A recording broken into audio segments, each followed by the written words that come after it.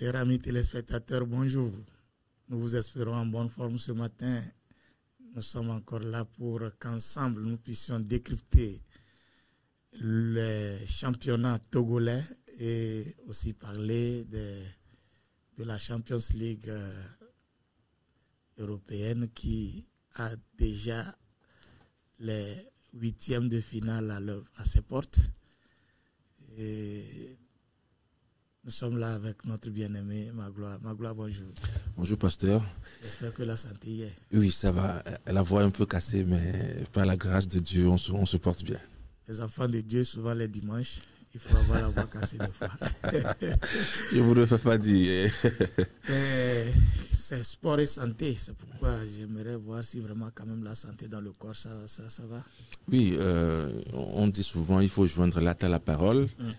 Et je crois dans cette émission souvent on parle de la marche à mettre en place. Ben, j'ai commencé par marcher un tout petit peu en soirée, surtout lorsque j'arrive à rentrer à la maison un peu plus tôt, parce que parfois c'est aussi ça la difficulté de certains, le temps de l'arrivée à la maison, l'aide est à 22h, 23h, et on se dit bon, est-ce que je peux encore sortir, marcher. On peut marcher même juste dans sa cour, éventuellement faire des allers-retours, parce que sans la santé, on ne peut pas louer le Seigneur. Même si Dieu a dit qu'il peut susciter des pierres pour le louer, quand même, je crois que la louange des hommes fait quand même plaisir à Dieu. Ça fait plaisir à Dieu. Voilà, donc c'est sa créature. C'est sa créature. Donc nous exhortons tous nos téléspectateurs à penser à eux, à penser à ce corps qui est le temple du Saint-Esprit, l'entretenir en prenant soin de ce que nous mangeons et surtout les activités physiques. Le plus simple, le moins coûteux, le plus abordable pour nous, c'est la marche. Une marche sportive, tranquillement au pas, juste pour transpirer, peut-être avec madame à côté, si possible. Et voilà, en causant un tout petit peu, on peut quand même faire du bien à son corps. Chers amis téléspectateurs, le décor est planté. Il faut marcher. C'est le sport le plus moins cher, le plus viable, ce qui est de plus proche de nous. Le plus accessible. Le plus accessible. Et les mariés avec madame à côté, je crois que ça fera du bien. Et les jeunes, pour vous, on n'en dira pas loin. Il faut sortir, courir. Et là, nous allons entretenir notre santé. Sans transition, la 9e journée de la D1 Lonato a été jouée le samedi et le dimanche. Les résultats nous donnent des surprises, mais pas trop de surprises, parce que si vraiment surprise il y a, c'est peut-être le leader qui a été détrôné. Sinon, Doumbé a joué contre le CDF Aknou. Ça ne marche pas fort pour le CDF Aknou qui a été battu 3-2. Asco a fait le service minimum en venant à bout de l'AS OTR. C'est l'AS OTR qui a ouvert la marque. Asco a égalisé et a pris le dessus vers la fin du match. Unisport a étrié Bolesou. Le club de Magloire. Le club de cœur. Le club de cœur de Magloire, vraiment. 3-0, c'était le score. Il semble que Bolesou, le septentrion, ne lui réussit pas fort.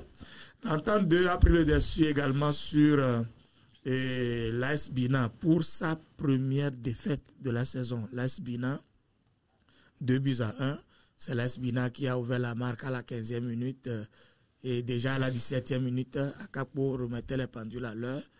Et en deuxième mi-temps, le match a été plié 2-1 en faveur de l'Entente 2 qui remonte maintenant encore au classement. Espoir et AC Barracuda ont fait match nul, 1 but partout. Espoir menait et Barracuda a essayé de lutter pour revenir au score. Et AS Tambo et Gomido ont fait également match nul. C'est un derby des plateaux qui n'a accouché que d'une souris. 0 but partout. L'étoile filante a fait une remontada à Bossime. ASK menait 2-0. Ils sont allés à la pause, ils sont revenus. Et puis, patatras, en 1 minute, 2 buts. Et à la fin,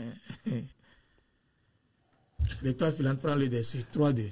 Oui, c'est pour moi la plus grosse surprise en voyant surtout les résultats de cette journée. Oui. C'est arriver à conserver le score. Je crois que parfois on dit les mêmes choses ici parfois. Il suffit de voir ce qui se passe au niveau de la télé des éperviers.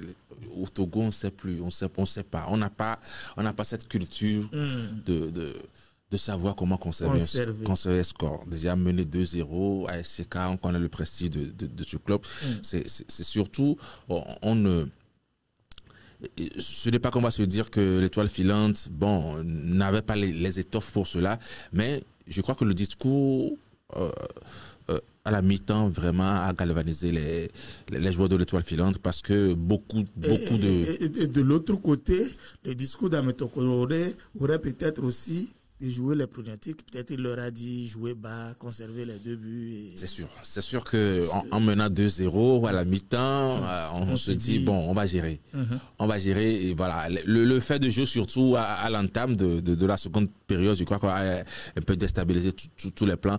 On peut mener 2-0 et continuer pas à jouer. Continuer pas à faire la pression. Ouais, continuer pas à jouer vers l'avant. Malheureusement, ils ont choisi l'autre option et on va dire peut-être que comme on le dit souvent, Dame Chance était avec l'Étoile filante et qui a su quand même battre les SK qui, on peut se tromper, mais à cette période du championnat, ils remontent déjà parce que d'habitude, ASCO et ASK sont des diesels et déjà, mais vu que le championnat n'a pas vite démarré, est-ce que leur remontée ne sera pas un peu plus retardée que d'habitude? Mais surtout avec ce qui se passe en jetant un coup d'œil aux autres résultats, on se dit, ben, le championnat est ouvert, à part Barracuda et puis Aknou actuellement. C'est toujours ouvert parce que tout le monde arrive. En train le but réducteur de l'ASK, c'est un autogol. C'est un joueur, un défenseur d'ASK même qui marque. Et dans cet intervalle d'1 minute, le second but a suivi. Voyez un peu, je ne sais pas, est-ce qu'on n'a pas un problème sur le plan national? Vous l'effleuriez tout à l'heure. Oui, je crois que je ne suis pas le seul à le remarquer. Les techniciens, les personnes, les voix les plus autorisées aussi doivent remarquer cela. Et il va falloir véritablement... Aujourd'hui, dans les clubs européens, on parle d'un coach mental ou d'un préparateur mental. Je crois qu'il va falloir véritablement trouver ce profil et voir peut-être avec l'université et ceux qui font la psychologie, peut-être ouvrir une spécialité. Je ne sais pas si cela existe déjà, une spécialité au niveau du sport pour quand même forger ce mental aux joueurs.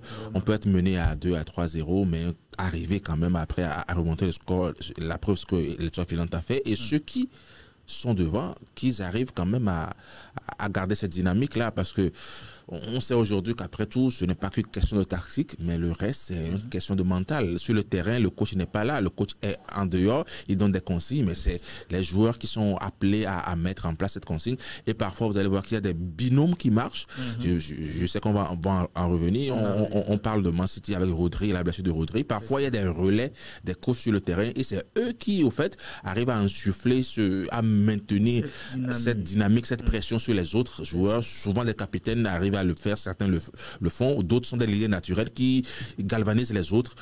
Et lorsque ça manque, ben voilà, tous les joueurs perdent pied, même les meilleurs sont parfois méconnaissables. Ça me rappelle même les filles d'Asco qui étaient en Côte d'Ivoire, qui menaient 3-0 et patatras. Les Ivoiriennes viennent prendre le dessus, gagnent 4-3. Je me dis, mais il faut quand même vraiment des psychologues. Nous continuons avec Aknou, vraiment. Oui, il faut une thérapie à ce club. Oui, j'ai un peu suivi ce match sur FIFA Plus et les enfants jouent. ça joue. Si c'est le foot, ça joue. Vous allez voir qu'il domine de bout en bout, mais une seule excursion de l'équipe adverse, ça fait but. Ils mettent la pression, ils n'arrivent pas à marquer. Bon, ça, c'est... Il faut... Qu'est-ce qu'il faut comme thérapie pour cette équipe? Je crois que le travail qui reste à faire surtout, c'est au niveau de la concentration, parce que parfois, c'est sur des situations anodines qu'ils prennent un peu des erreurs individuelles. Je crois qu'il faut beaucoup plus de concentration. Mais je crois aussi que cette défaite accumulée commence un peu par peser psychologiquement sur les enfants. Ils se demandent, mais on a toujours fait comme ça et ça marchait, pourquoi ça ne marche plus aujourd'hui? Ce n'est pas pour faire un jeu de mots, mais j'espère que la traversée du désert ne va pas durer 40 ans pour ACNO. De ce côté-là, de ce côté mental, il va falloir faire un travail, parce que on le voit tous. Moi, je me dis que ils avaient une méthode, un moyen de fonctionner en D2. Ils sont arrivés en D1. Il va falloir cette adaptation-là. C'est ça. Ils ont un style de jeu, une manière de jouer.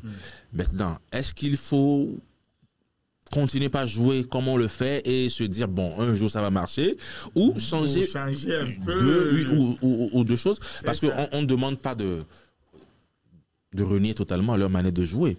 Mais parfois, arrivé à un moment, si on faisait 15 passes avant de vouloir tirer au but, mais vu les conséquences, revoir, peut-être on se dit, ok, d'accord, dans ces conditions-là, plus besoin de faire ce certain nombre de choses, mais arriver à aller beaucoup plus rapidement. On l'a vu avec certaines équipes où, arrivé à un certain moment, aujourd'hui, si vous voyez les équipes de Manchester City, c'est vrai, comparaison n'est pas raison, mais ce n'est plus comme avant.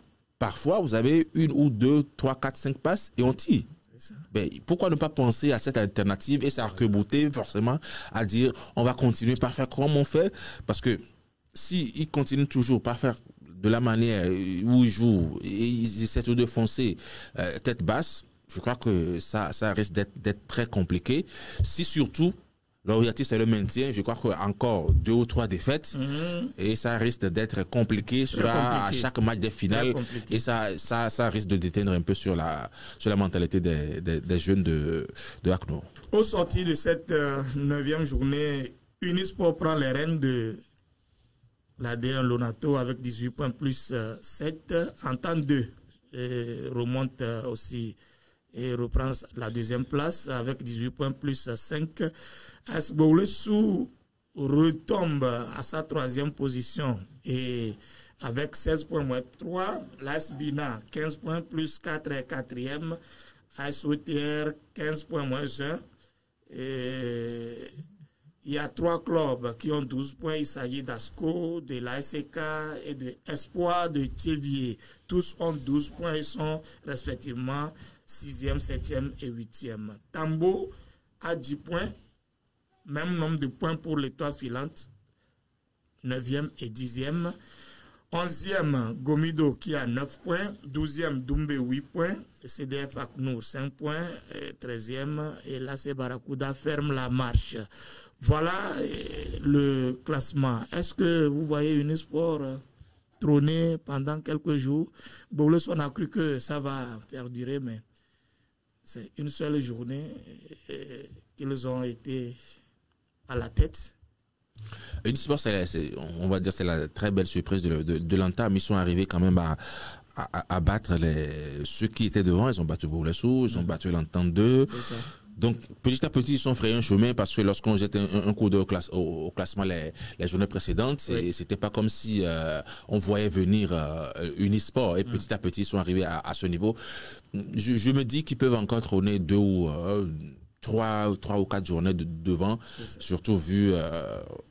on va dire, ces places étaient préposées à Asco et ACK, vu ce qui se passe avec Asco et ACK qui sont respectivement 6e et 7e avec 12 points. Mais vous voyez qu'il suffit d'une victoire d'Asco, 15 points, ça approche déjà de la tête du championnat. Ils ont un match en moins. Hein, ils ont un match en moins. Et surtout, hein, ce que j'aimerais rajouter, c'est que la seule équipe invaincue pour l'instant, c'est ASCO. Avec 6 nuls et 2 victoires. Ouais. L'AS Bina aussi n'avait pas encore connu de défaite. Et là, ils connaissent leur première défaite face à Entente 2. Voilà. Unisport, on va dire, il suffit. L'important pour eux, c'est de ne pas retrouver de regarder dans le rétroviseur parce que la prochaine journée, c'est un fumant Entente 2. Bourg-les-Sous Entente 2, Entente 2 qui sera à Nero pour défier les requins mâles. Et le résultat de cette rencontre, Unisport peut profiter et consolider sa première place. C'est quand même réjouissant hein, de voir que d'habitude on voit ASCO et ACK aux 2 premières places. Espérons quand même que le suspense va durer jusqu'à la 10e journée. Jusqu'à la 10e journée, jusqu'aux 2 dernières journées. Voilà. Et ça rendra quand même la beauté de la chose. La beauté de la chose. Même si moi j'ai eu la chance de regarder le match des 2. On va dire du 2e et du 3e, puisque c'était Bourg-les-Sous qui était premier, Entente 2 et la Biena. Je ne sais pas si on va en revenir, mais le jeu est très famélique. Franchement. Non, je crois que vous m'étendez la perche. Et voilà, c'est les 5 matchs-là qui étaient des matchs au sommet. Le match Entente 2 AS Bina, le match Unisport Bourg-les-Sous. Voilà, à la fin. Pour moi, c'est insipide. Hein, que c'est vraiment le bon niveau pour un championnat. Et pour ceux qui n'ont peut-être pas suivi les matchs ou ne suivent pas les matchs, nos analystes peuvent peut-être choquer. Oui. Ben, s'ils ont la chance de voir peut-être des championnats, je ne veux même pas parler des championnats européens parce que c'est peut-être un autre niveau. Oui. Si dans un championnat, on n'arrive pas à faire plus de 4 passes, ça veut dire qu'on va me dire oui, c'est peut-être un football direct, on va qui se projette vers l'avant. Mais même ces 4 passes-là, parfois, ce ne sont pas des passes vers l'avant, c'est parfois des passes dans son propre camp.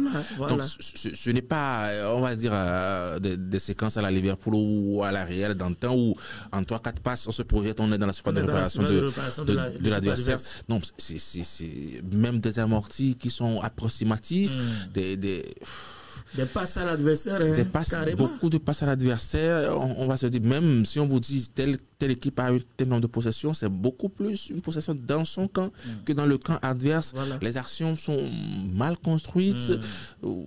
C'est quand même... on comprend pourquoi on est éliminé sur ces compétitions, à part l'équipe des éperviers A où les joueurs, on va dire, ils n'évoluent pas dans le championnat ici au Togo, mais lorsqu'on suit les autres catégories d'âge et pour les A', on comprend que c'est compliqué, c'est peut-être pas un coup du sort qu'on se qualifie, qu'on arrive à battre certaines équipes parce que on va dire qu'on donne quand même l'opportunité à ceux qui nous suivent de regarder sur FIFA Plus ou sur Internet et de voir les séquences de jeu. C'est vraiment dommage. Et si on ne change pas les choses en pensant déjà à ce qu'on forme actuellement, parce que pour moi, ce qu'on a déjà formé, ça sera difficile hein, de changer quoi que ce soit, parce que un attaquant qui n'a pas les rudiments pour tirer devant un but, il va le falloir énormément d'entraînement pour qu'il quand même arrive à trouver un niveau normal. Des milieux de terrain, des passes à 2 mètres qu'on n'arrive pas à assurer.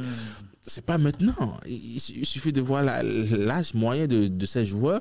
C'est pas maintenant qu'on va leur enseigner à faire cela. Ces petites choses, les béabas du football. Et je crois que parfois, certains de nos entraîneurs ici, il suffit de leur donner une autre équipe avec d'autres joueurs qui ont d'autres prédispositions. Vous allez voir, vous n'allez pas reconnaître ces entraîneurs-là. Parce qu'avec ce qu'ils ont actuellement, et tenez-vous bien, il y a même des entraîneurs qui ont été recrutés et l'équipe était déjà là avant qu'il arrive. Ils n'ont choisi aucun joueur.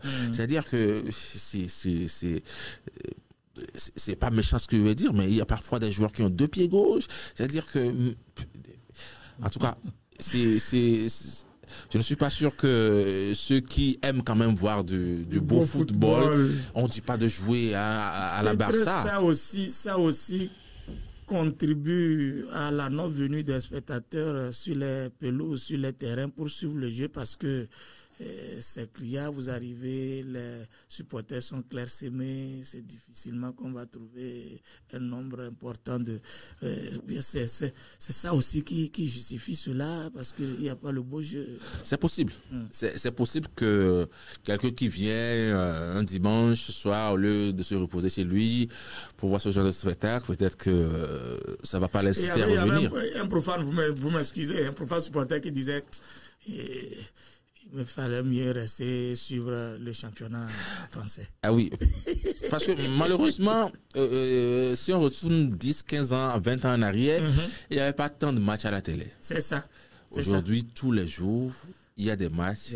Il y a un match quelque part dans le monde. Vraiment. Donc les gens sont habitués à voir un certain style de jeu, à voir comment les autres jouent.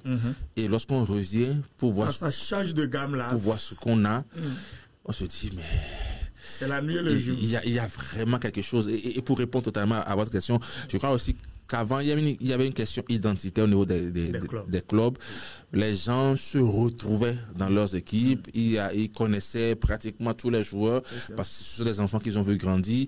Et il y avait cette appartenance au club. Aujourd'hui, il y a beaucoup d'équipes de mercenaires. Si je dis mercenaires de Grive, c'est des fils qui ne sont pas forcément autochtones, qui sont venus un peu d'ailleurs. Et les supporters ne se reconnaissent plus dans les clubs. Et cela aussi peut expliquer le fait qu'ils ne viennent plus au stade. Et beaucoup d'équipes ne jouent pas sur leur propre terrain. Et là, c'est compliqué. C'est vraiment compliqué de mobiliser des supporters qui sont obligés de faire des déplacements à chaque journée.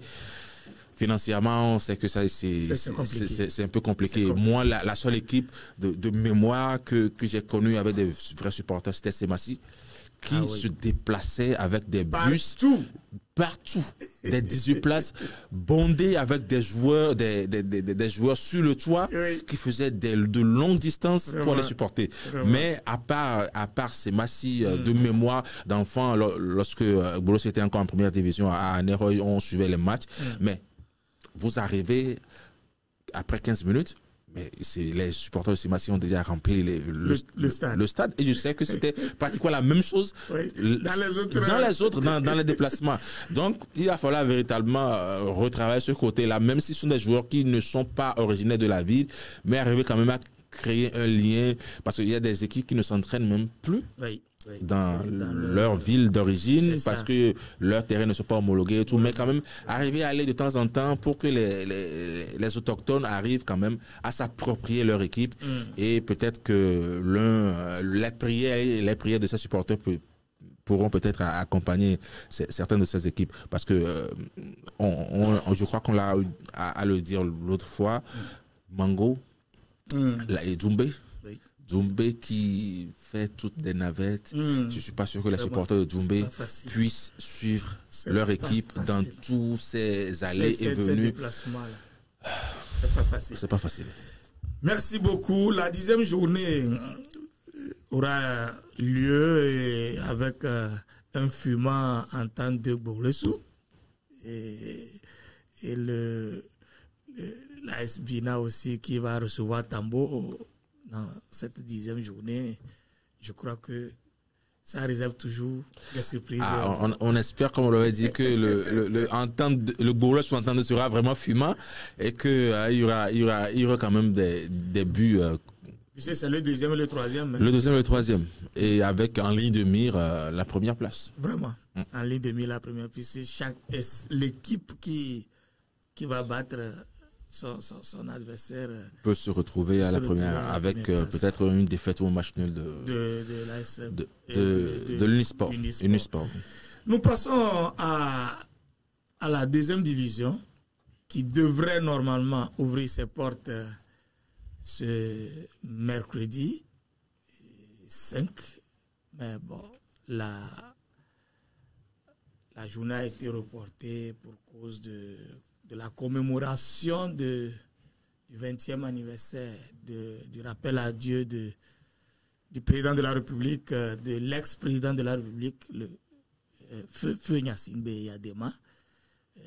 C'est reporté donc au 12, le mercredi 12.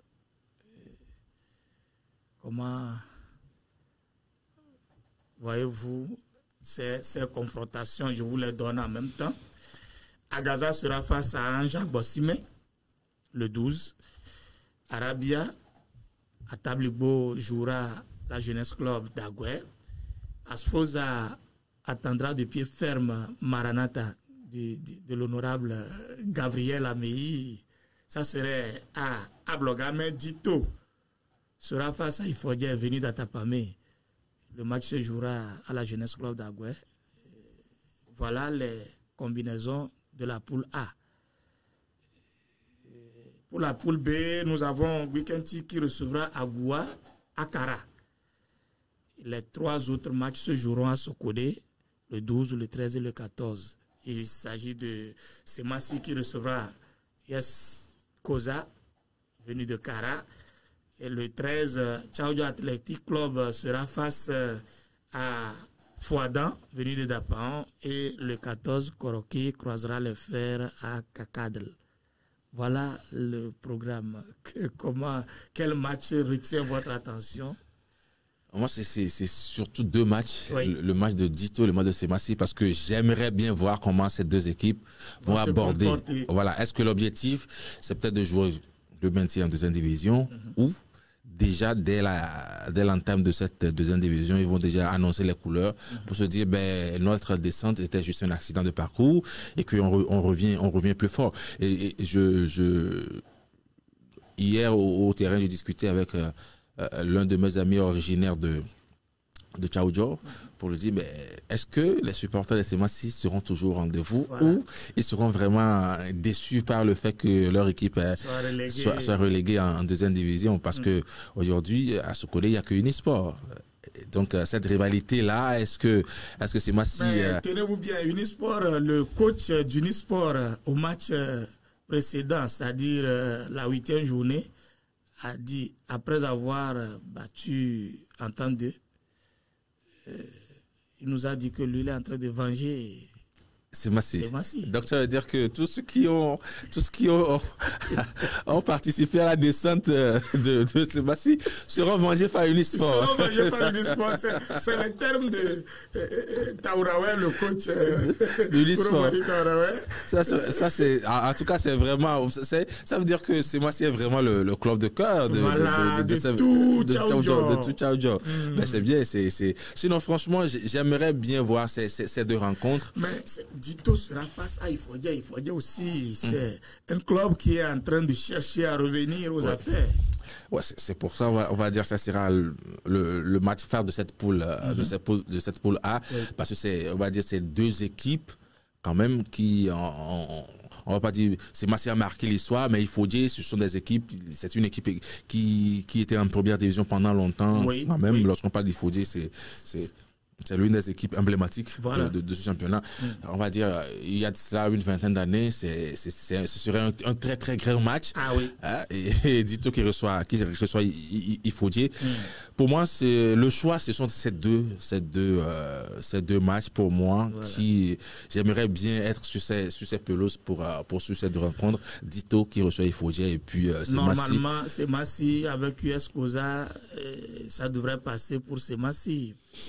D'abord, ils sont à domicile avec tous leurs supporters. On espère. Et en 2e position, US Koza est arrivé en 2e division. Ça ne fait pas long feu. Ça fait leur 2e expérience comme ça. Ah oui, mais espérons que Semassi ne soit pas surpris également par les jeunes qui peut-être viendront jouer un peu plus relâchés. C'est quelque part une académie aussi.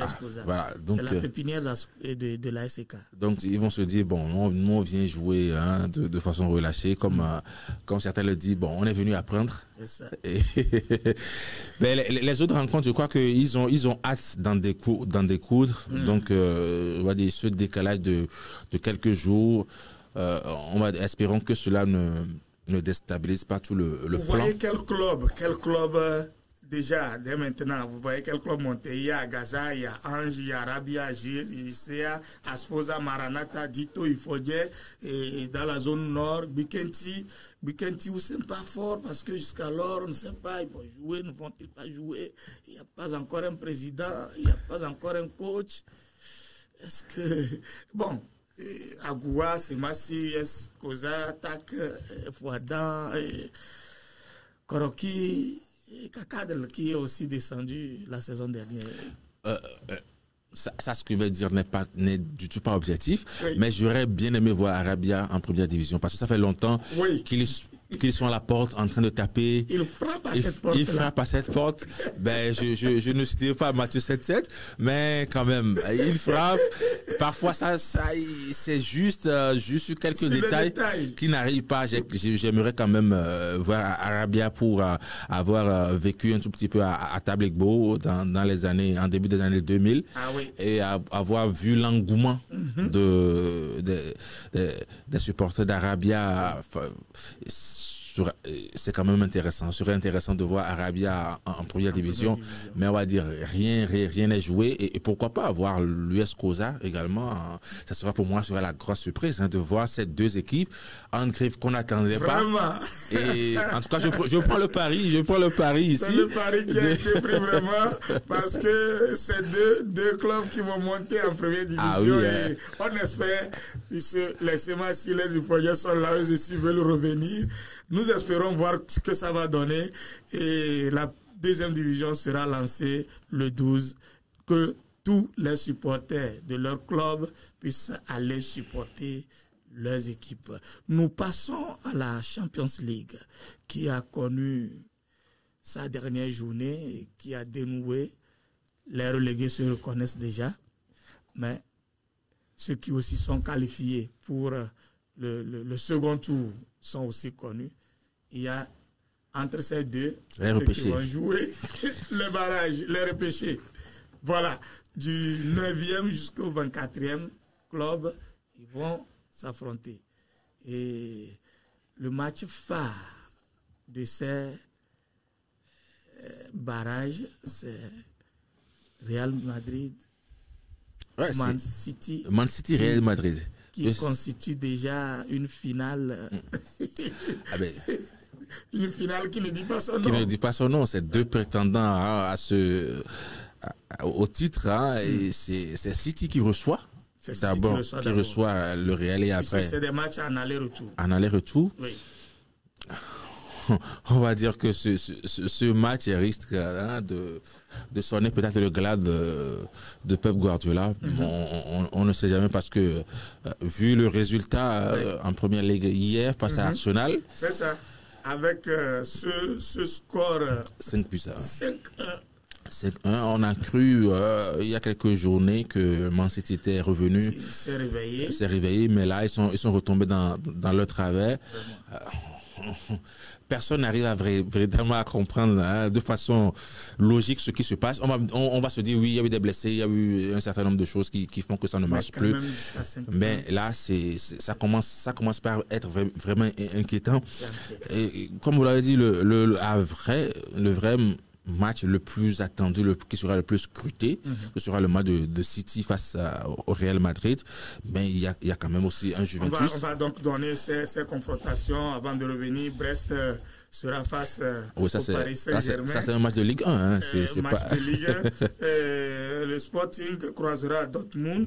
Juventus, PSV Eindhoven, Man City, Real, comme on venait de le dire. Voilà un peu la combinaison qu'il y aura le 11. Et le 12, nous aurons le Club Brugge qui va recevoir l'Atalanta.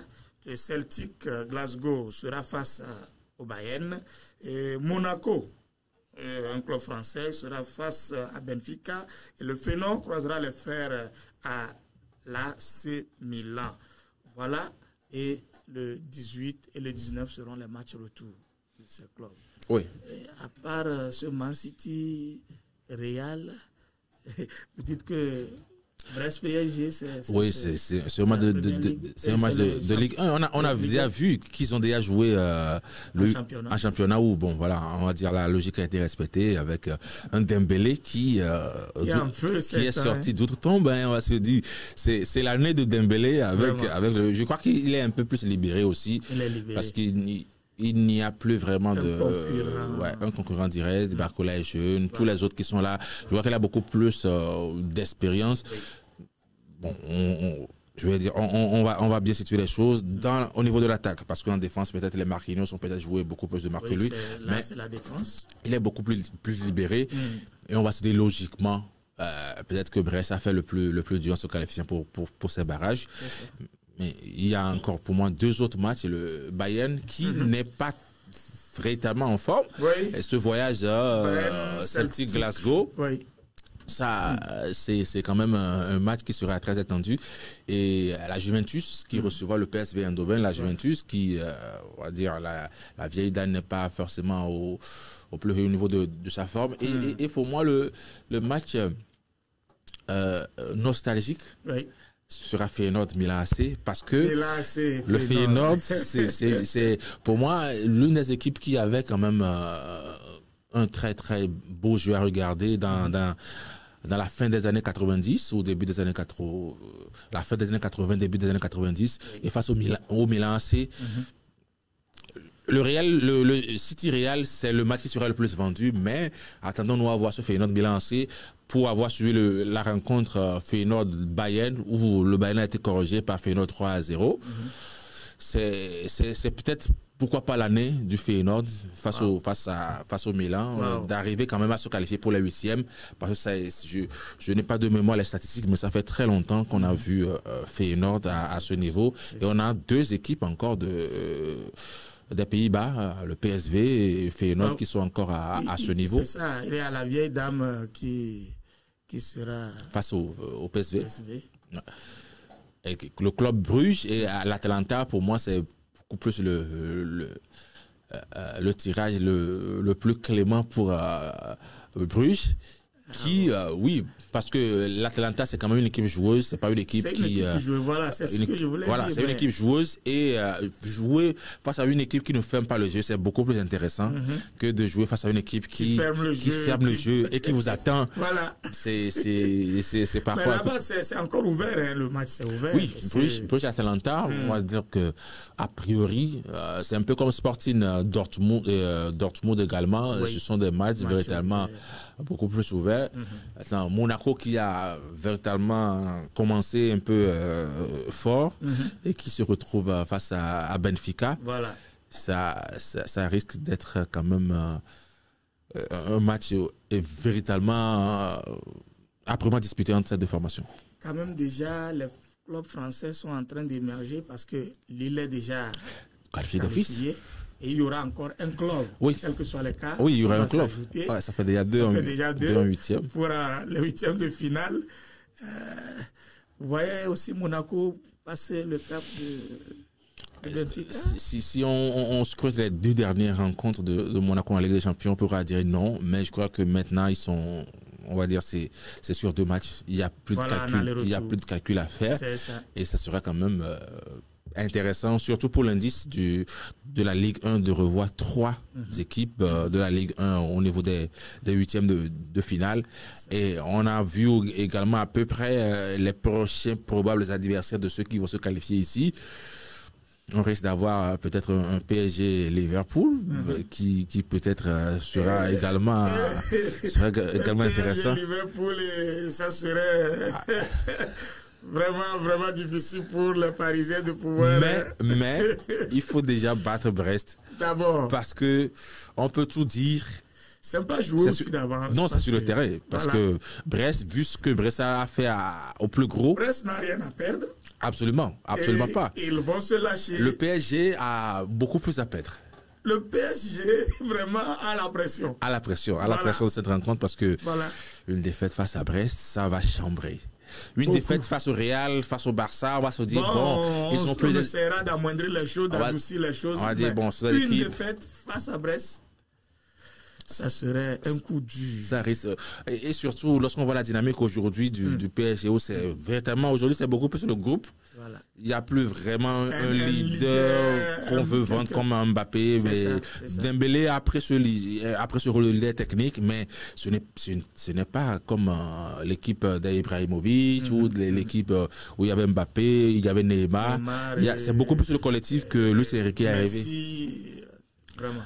Luis Enrique est arrivé à mettre un collectif en place, et on espère quand même que le PSG fera fera ce qu'il faut pour passer face à... Chers amis téléspectateurs, nous tirons vers la fin de cette émission et nous vous remercions pour être câblés, mais votre dernier mot. J'aimerais finir avec le psaume 23 en disant tant que l'Éternel sera notre berger, nous ne manquerons de rien. Merci beaucoup, chers amis téléspectateurs. Tant que l'Éternel est notre berger, nous ne manquerons de rien. Que le Seigneur bénisse chacun de nous. Soyez toujours câblés sur la RTJVA.